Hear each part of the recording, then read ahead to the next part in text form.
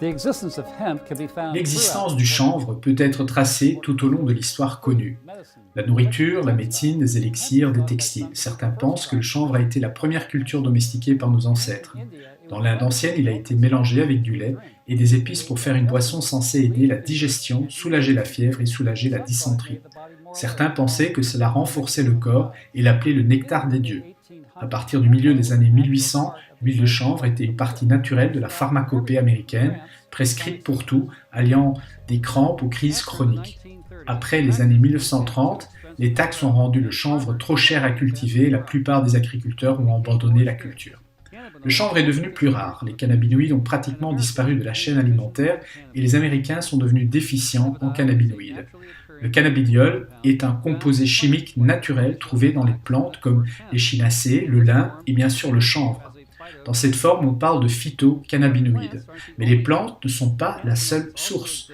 Les cannabinoïdes existent aussi dans le corps humain et peuvent même être trouvés dans le lait maternel. Des chercheurs soutiennent qu'ils jouent un rôle important dans le développement dès la petite enfance. Indépendamment de la source, les cannabinoïdes travaillent en conjonction avec le système endocannabinoïde dans notre corps, également connu sous le nom de SEC ou ICS en anglais.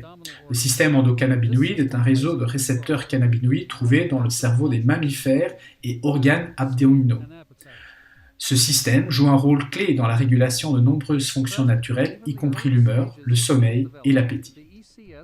Présent dès les premiers stades du développement du fœtus, le système endocannabinoïde se compose principalement de récepteurs endocannabinoïdes situés dans le système nerveux central et périphérique. Les récepteurs CB1 situés dans le système nerveux central, combinés avec les cellules nerveuses dans le cerveau, aident à réguler la biochimie du corps. Les endocannabinoïdes et les phytocannabinoïdes se lient à ces points récepteurs pour contrôler le passage des protéines entre les cellules.